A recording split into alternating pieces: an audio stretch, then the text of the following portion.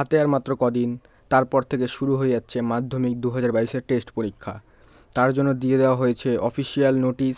তোমাদের পরীক্ষা হবে 13 থেকে 24 ডিসেম্বরের মধ্যে।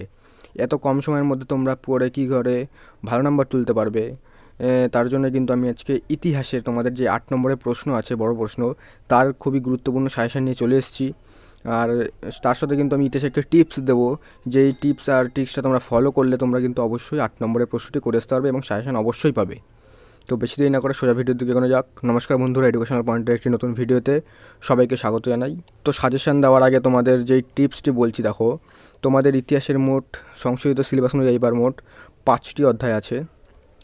5টি অধ্যায়ের মধ্যে দিয়ে প্রথম অধ্যায় থেকে কোনো 8 নম্বরে বড় প্রশ্ন আসে না। তারপরে যেই 4টি তোমাদের আছে 2, 3, 4, 5, সেই 4টি অধ্যায় থেকে তোমাদের মোট 3টি প্রশ্ন আসে 8 নম্বরের। কথাটা ভালো করে বুঝবে তোমরা, 4টি অধ্যায় থেকে 3টি বড় প্রশ্ন, অর্থাৎ একটি অধ্যায় থেকে বড় প্রশ্ন আসবে না। এবার কোনটি আসবে না সেটা কিন্তু এখন বলা সম্ভব নয়। তোমাদের 4টি থেকে 3টি অধ্যায় থেকে বড় প্রশ্ন আসবে এবং তোমাদের কিন্তু প্রশ্ন লিখতে হবে যে কোনো একটি।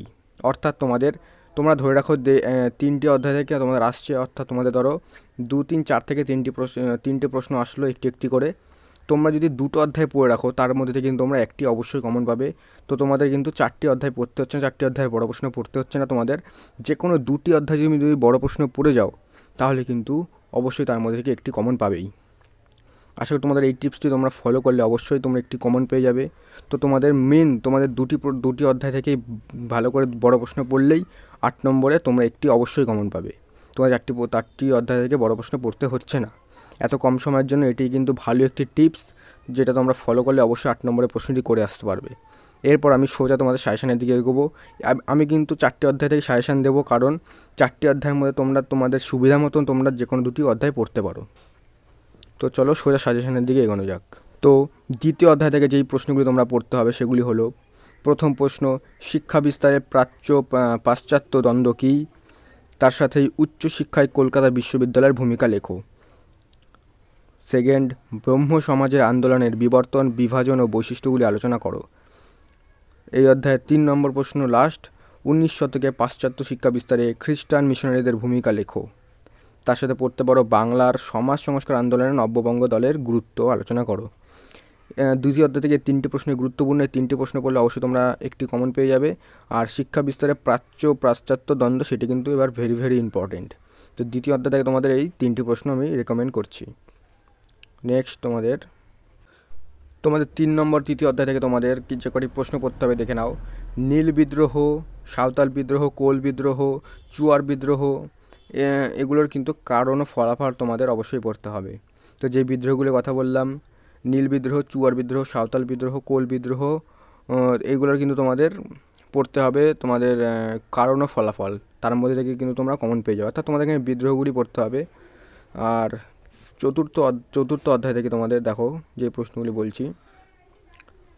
প্রশ্ন নম্বর 1, লেখায় ও রেখায় জাতীয়তাবাদের বিকাশের পরিচয় দাও। প্রশ্ন নম্বর 2, গোড়া উপন্যাসে জাতীয়তাবাদী ভাবধারা ও স্বদেশপ্রেম কীভাবে ফুটে উঠেছে। প্রশ্ন নম্বর 3, 1857 সালের মহাবিদ্রোহের চরিত্র প্রকৃতি লেখো।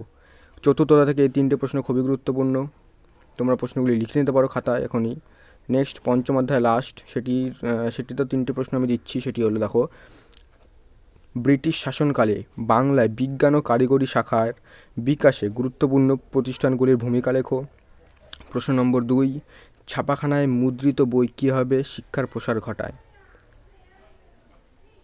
প্রশ্ন নম্বর 3, ছাপাখানার বিকাশে উপেন্দ্র কিশোর রায়চৌধুরীর ইউ রায় অ্যান্ড সন্সের ভূমিকা আলোচনা করো। তো তোমাদের যেই প্রশ্নগুলি বললাম 4টি অধ্যায় থেকে সেই প্রশ্নগুলি তোমরা অবশ্যই প্র্যাকটিস করো এখন থেকে, তাহলে কিন্তু তোমরা টেস্ট পরীক্ষা অবশ্যই ভালো নাম্বার করে আসতে পারবে। তো আশা করি ভিডিওটি ভালো লাগলো তোমাদের, আর এবং সাজেশন পেতে অবশ্যই চ্যানেলটাকে সাবস্ক্রাইব করো। তো দেখা হচ্ছে নেক্সট কোনো ভিডিওতে নতুন কোনো আপডেট ও সাজেশন নিয়ে। ধন্যবাদ।